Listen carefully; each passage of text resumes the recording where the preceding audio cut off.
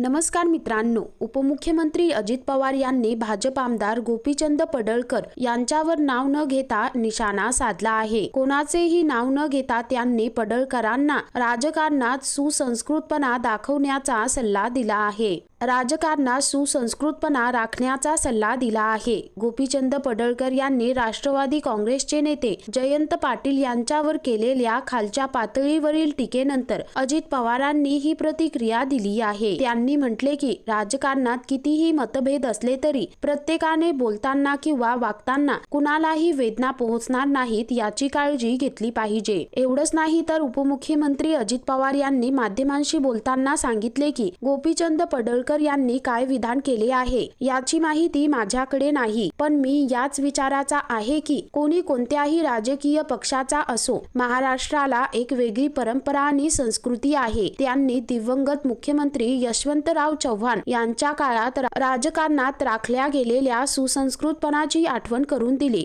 प्रत्येकाने बोलताना वागताना अशा प्रकारचे वक्तव्य करू नये, अशी वक्तव्य वेदना देणारी असतात, असे ते म्हणाले। संविधानाने प्रत्येकाला अभिव्यक्ती स्वातंत्र्याचा अधिकार दिला असला तरी त्याचा वापर करताना समाजात सलोखा राहील आणि कुणाच्याही भावना दुखावणार नाहीत याची काळजी घेतली पाहिजे, असेही त्यांनी नमूद केले। दरम्यान आमदार गोपीचंद पडळकर यांनी जयंत पाटील यांच्यावर अत्यंत खालच्या पातळीवर टीका केल्याने राजकीय वर्तुळात नवा वाद निर्माण झाला आहे। पडळकरांनी जयंत पाटील यांच्या वडिलांचा उल्लेख करत ऐकेरी भाषेत टीका केली। त्यांच्या या विधानामुळे महाराष्ट्राच्या राजकीय संस्कृतीचा स्तर घसरल्याची चर्चा सुरू झाली आहे। जयंत पाटील यांच्यावर केलेल्या टीकेमुळे पडळकरांना महाराष्ट्राच्या राजकीय संस्कृतीचा विसर पडला आहे का, असा प्रश्न उपस्थित होत आहे। विरोधी पक्षनेते जितेंद्र आव्हाड यांनीही यावर प्रतिक्रिया देत सुसंस्कृत भाजपला पडळकरांची ही भाषा मान्य आहे का, असा सवाल केला आहे।